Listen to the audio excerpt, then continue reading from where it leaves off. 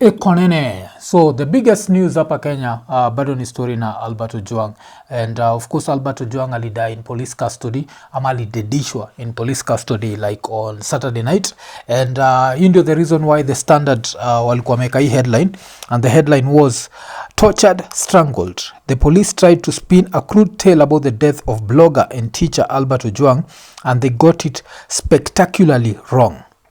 Through their spokesperson, they claimed Ojwang fatally hit his head against a wall inside a police cell, but the truth is far more harrowing and damning.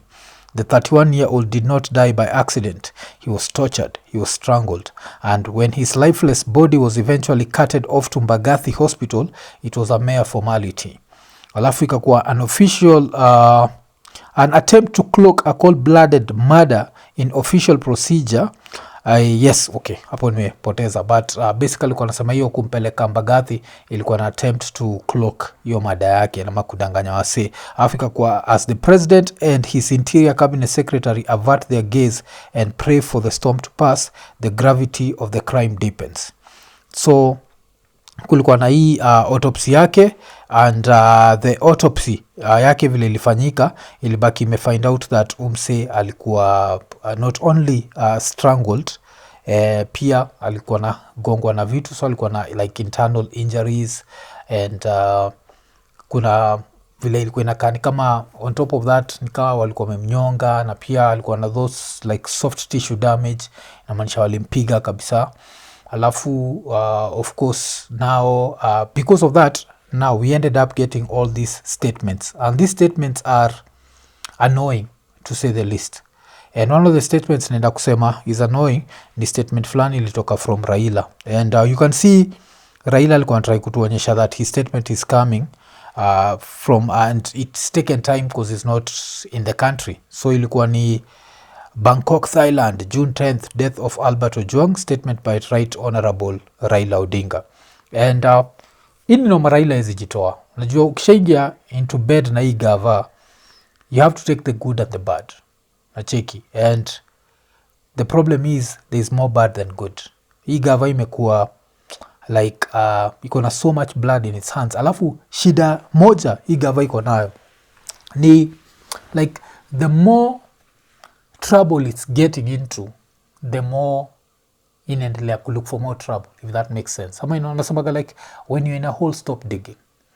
So you're in the hole of the Gen Z don't like you, literally. So tukiangalia June 11th is exactly 2 weeks before June 25th. June 25th last year is a historic day in Kenya. This is a day that the only person who will attack this day to be observed, of course, ni Ruto and his cronies. The only people. But for the rest of us, June 25th is a public holiday. Najua, hiyo ni siku ya vile nimekuwa nikisema, siku ya kupumzika. So tukiangalia hii story ya hii statement ya Raila, if you go back to this statement, tuangalie have been deeply horrified by reports of a young Kenyan, Alberto Ojwang, who was picked from Homa Bay and driven to his death in police cells in Nairobi over an alleged offensive social media post about a senior police officer. So far, nobody knows who gave the orders for Mr. Ojwang to be arrested and ferried all the way to Nairobi, and yet that person should be answering to Kenyans. We know, and I think it's been reported that the person who gave the orders was anaitwa Lagat. I think ni Eliud Lagat. He's the one who gave the order. And the people who've been able to call him out are lawyers, akina Nelson Havi, akina Willis Otieno. Of course, wanamcall out without fear. Sisi tunamcall out with fear because we don't know. And apart from the fact that we don't know, there's another budget that's been given to the police to track social media users. We are going to talk about that. And the only reason that budget has been approved is because of ODM. So that's why his statement ya Raila ni bullshit. So, wacha tuendelee na the bullshit statement. Mr. Ojwang now joins the horrifying long list of young and defenseless Kenyans whose lives have been taken too soon in brutal and senseless circumstances at the hands of the police. While these deaths cause tremendous pain to individuals and their families, they seriously erode the authority and credibility of the police and the state, and that is a significant step towards chaos and collapse. When citizens can no longer tell the difference between the two forms of injustice, police injustice and mob injustice, we are staring at the reality failure as a nation. A speedy and credible closure to this incident of injustice in the hands of the police, alongside many others that we've been pursuing since 2023, is not optional. Then akaendelea, the National Police Service must commit to take concrete actions to hold their own accountable, beginning with this senseless death of Alberto Ojwang. Then akabaki amesign. Keyword hapa, mama, one of the key sentences ni, and many others that we've been pursuing since 2023. Since 2023, you've joined the government. You've become part of the system. And there's not been any justice.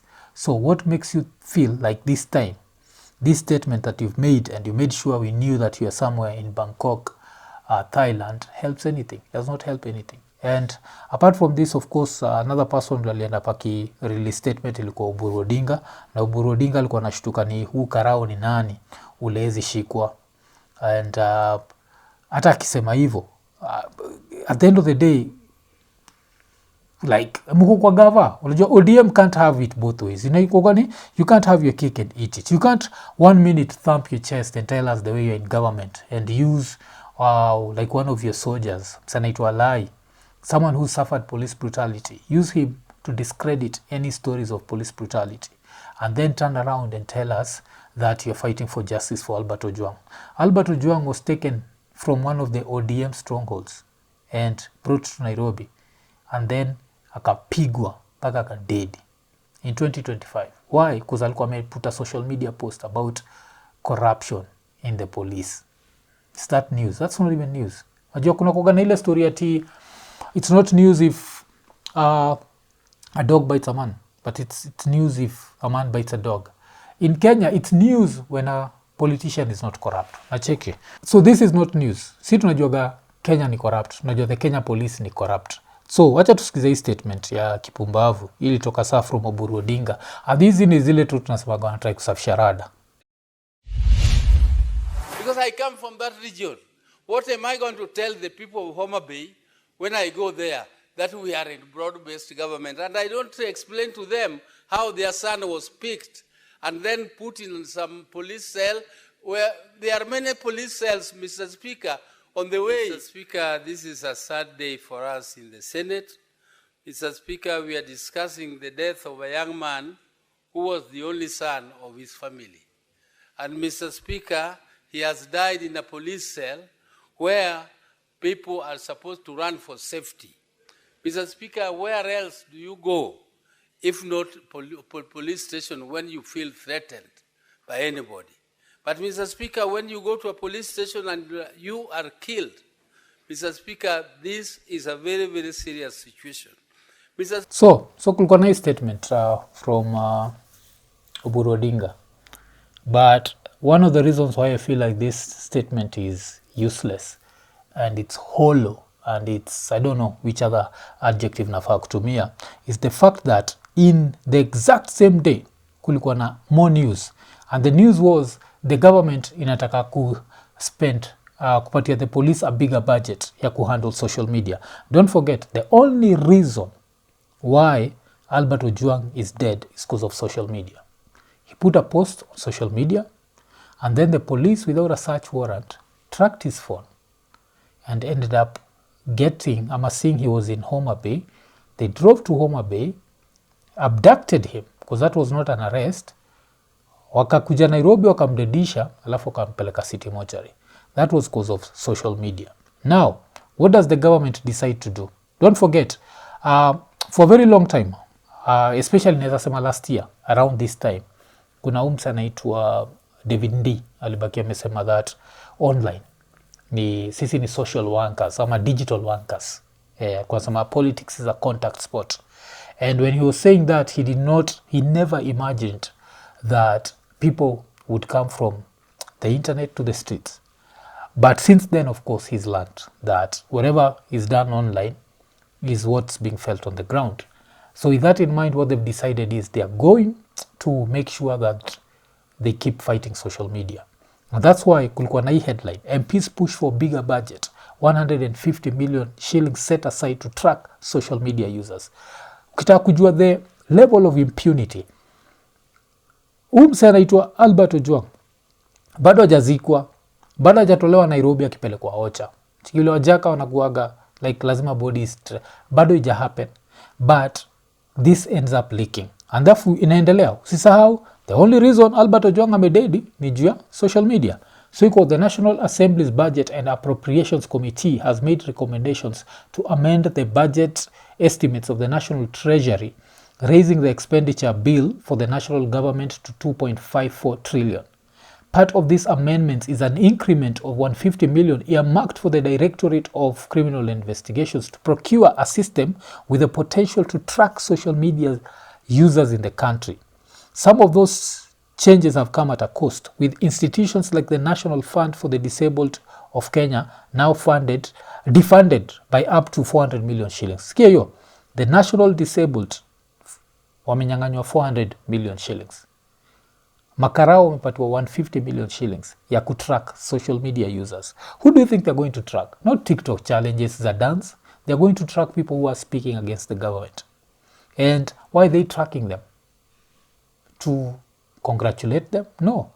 It's to do whatever it's going to happen. And okay. After weeks of consulting with various government departments, the Budget and Appropriations Committee has tabled before the National Assembly what it terms as the final budget estimates for the financial year 2025-2026. So, wacha turuke. And to enhance the DCI's work, the Budget Committee is proposing to reallocate a total of 150 million to procure and run an OPTIMUS 3.0 system. To procure OPTIMUS 3.0 equipment, the committee has set aside 50 million shillings. The committee further increased the recurrent expenditure by 100 million for DCI Forensic Lab OPTIMUS 3.0 social media. Experts say this has the potential to track social medias in the country, users in the country, fetching identities of users across different platforms and establishing who is posting what, where, and using what gadgets, traceable through connection data. Keyword hapo pio, ma 2 keywords, connection data. At what point will, I can guess, if I was to make a wild guess, itakuwa Safaricom ndio alikuwa Alberto Ojwang alikuwa na namba ya Safaricom. So for how long will Safaricom be complicit in these murders? So uko US na unatry kutuma do Kenya, baki umetumia LemFi. Na reason ya kutumia LemFi ni LemFi inakupatia the highest exchange rates. Alafu apart from that, juu ya LemFi unabaki umetuma $8,000 in one day. Ama unaweza tuma $16,000 in one week. Ama unaweza tuma $32,000 in one month. Hiyo ni up to 4 million shillings in one month.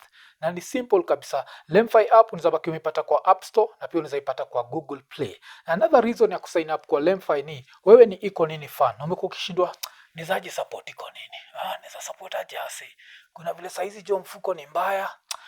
Lakini I need kutumia mother dose, so siwezi tumia Iko Nini chochote. Kuna a very easy way ili unaweza kill two birds with one stone. Support your family na pia support Iko Nini. Na unafanyaje hivyo? Unabaki umesign up to LemFi using our QR code. Baki umescan QR code. Kama si hivyo, ubaki umetumia the link ile tumeseti kwa description. Na usisahau the first $100 ile utatuma, wewe mwenyewe utapata $20 cashback. Alafu sisi juu tumekurefer, pia sisi tutapata $20. Unacheki, utakuwa umesupport Iko Nini, ndio tuendelee kukupatia the conversations that you like. Na pia kitu inabamba kabisa ni saizi kuna vile LemFi ina support both M-Pesa paybill numbers na till numbers. Inamaanisha unabaki umelipia madhako internet ukiwa majuu, unaweza mlipia stima bado ukiwa majuu.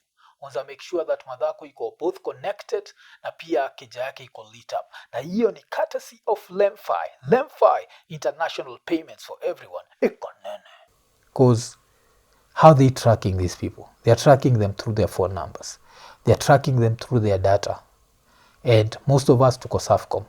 Najua. Either by design or by whatever. Like we found ourselves there and we're stuck there. Hii video inapostiwa through Safaricom internet.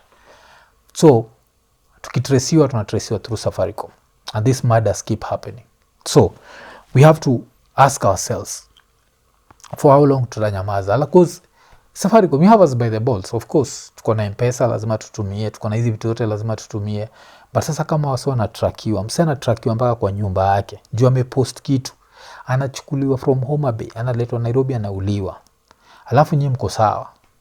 mko sawa tu hivyo, na hii process inafaa kuwa inachukua, they have to get a court order. So hii Optimus 3.0 system basically inamaanisha that hii story zote tumekuwa tukisema za hatuwezi trackiwa data protection, hiyo yote ina go through the window. So I think even some of the ways they are going to do is, apart from using this to just track someone na kumwendea, watatumia pia hii system ku dig into our details and to find out like everything ama every secret about sisi. Saizi kama wewe ni government critic, usikue kamseka kupost kakupiga nudes na phone, utashangaa utamka asubuhi jo Optimus 3.0 imefanya umetrend mbaya, because of course they are going to use every tactic. So even the whole trending tactic, they are going to try that, they are going to use everything. But what is sad with this whole thing is this is being made possible by ODM.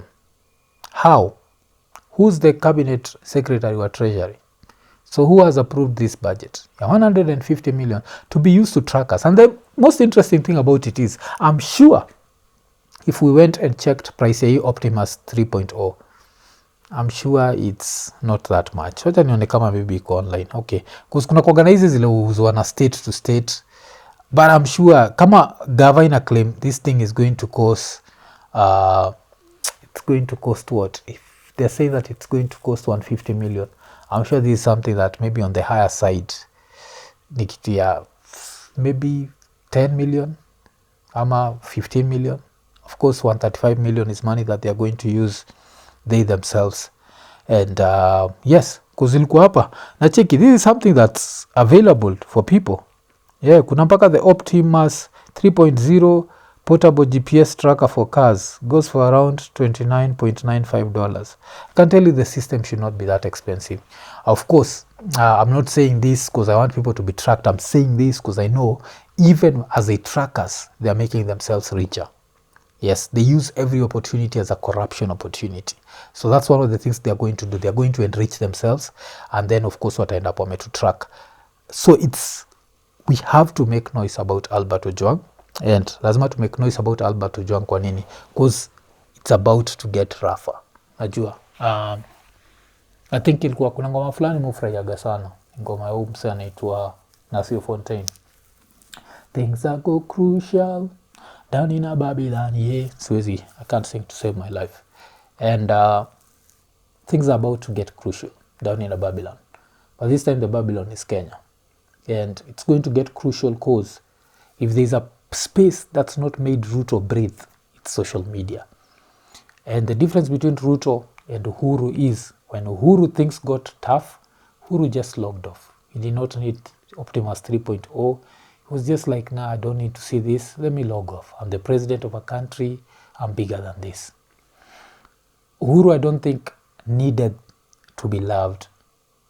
I don't think he needed that feeling of being loved. Ruto on the other side, and poleni for kufanya this psychoanalysis, but I feel like Ruto is the sort of person who needs assurance of love. So Haizi believes like, why don't you people love me? I'm giving you houses. You don't love me? Yeah? I know why you don't love me. You don't love me because right now your house helps us a mortgage. Yes, and you don't have a mortgage.